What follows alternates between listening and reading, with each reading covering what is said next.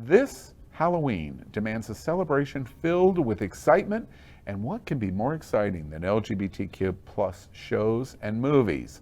The entertainment business is all set to celebrate 31 days of Halloween. You've heard the phrase many times. With Interview of the Vampire, Wicked, and queer horror movies like the new M Night Shamalan, Knock at the Cabin. It doesn't get any gayer than this. Thank you, Mr. Perfect Shyamalan. image. Right. Our Hotspots, right. Our Hotspots queer entertainment headline of the week. The high holy days begin with the 31 days of gay Christmas. That means Halloween. Here's the proof. One magic day, he passed my way. While we spoke of many things, fools and kings, this he said to me.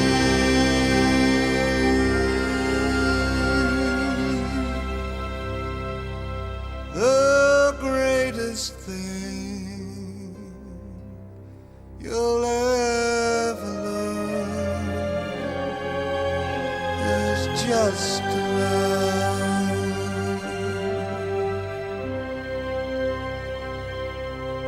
and be loved in return.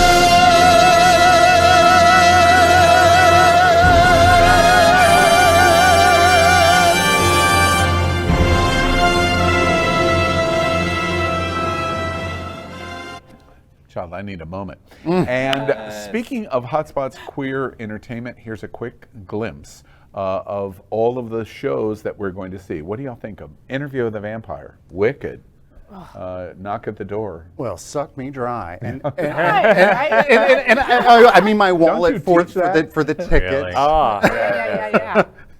But even the the Knock at the Cabin, right, is about two M. gay Night. boys Two that gay- are with their In daughter, daughter. M. Night right? Shyamalan's movies' lead characters are two gay married fathers Yes. with a child. Yes, and they're not flamboyant, and it's not like a big, they are two parents going to the cabin with their child to have a nice little getaway. Yes, But the universe has other plans. If we were going to have a Universe had homophobia. It's Happening Out movie, Mark and I would be the dads, you would be the child, all of the flamboyance, no, they don't get to be in the movie.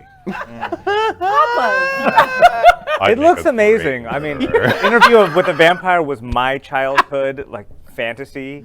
Growing out my nails, painting them black, and imagining these moments. So Why is that? I'm curious. Now that doesn't strike me because frequently Homestead?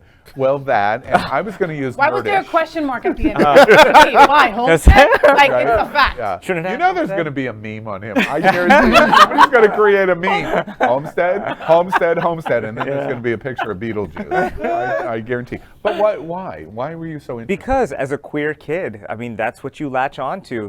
There's so much homoeroticism in all vampire movies, and if you don't have anything else, and you don't have the vocabulary to understand what it is or talk about, you see something like that, an Anne Rice movie, I don't know why I like it so much. I don't even, you don't even know you're gay at the time. You just know that there's something about it, and you gravitate towards the style, everything. My whole life I've loved to see two gay boys. Whatever you guys do together, I like to watch. Sex, kissing, whatever it is. And I just remember at a young age watching Interview with a Vampire and getting turned on and not understanding why I was turned on. Exactly. But knowing I had to see that freaking movie 5 more times. Right? It's such an interesting. Such an interesting observation, and the reason is because, and there's been lots of academic things in colleges written about this. Two men that in a very, we're not talking about sex. We're not just talking about the act of sex. Two men that caress and slowly embrace themselves and Say it kiss. slower, say it slower. Exactly. So many Get the academic focus has been on how erotic two men are as opposed to a male and female. And the reason the academic notes about this come out is because a male and female principally, and nothing's universal, but principally reflect a dominant and a passive role. With two men, it can be a dominant and a passive role. It can be two dominant roles. It could be two passive roles. And because of the ability to have those kind of choices that you can't get in a heterosexual relationship generally, it's considered in many academic circles as a very erotic. And why the phrase homoerotic is used is because those images of them biting the necks, which theoretically could kill, but Still you hot. watch it, it's like, holy crap, please bite me that way. It's the ultimate really in vulnerability. Yeah. You know, because neither one is kind of the aggressor or going after. They both have to be open. They're both doing something taboo. That even if they're not your type, which is, I'm kind of glad that they're not picture perfect, because it makes you go into the characters and into that vulnerability. Yeah. But it keeps our attention longer when they're hotter. Yeah. I agree with Faye. But do they I'm a have to little be shallow on that That's a one. different kind of video, Faye, and I want them to turn back to my that house. anytime you want on Pornhub. That's where that is. I mean, that's the thing. It's like much to what Cameron just said. Like, what is hot, right? Like, when you think about that, I mean, it's very often that, I mean, you think about the everyday person, and you think about why people end up who they end up with. Very often, you'll see people that some person will say that person's hot, and some person will say that person's hot, and you're like, oh, but these are two very different looking people. But it's always in the eye of the beholder. But the original, no one ever said, "Oh, Tom Cruise is not hot. Brad Pitt is not hot. Yes, Antonio Banderas is but- not hot." I mean, like, no. but in the original- It's whatever. interesting. As the season goes on, if I have anything to do with it, we're going to be reporting on an interview with a Every week. vampire. Just so I can Al watch Spank it. Bank. Exactly right. It's interesting because I suspect, and I have read some of the intention of the Louis and Lestat characters, that they didn't want to be Brad Pitt and Tom Cruise, and the reason is because it distracts from the story. We don't want to take our eyes. We don't want to be watching Brad Pitt. Brad Pitt in that movie was stunning. Him and Thelma Louise was stunning, but it takes eye out of the story. And what they want to do is, you give us enough time, and you're going to look at these two and feel the exact same way.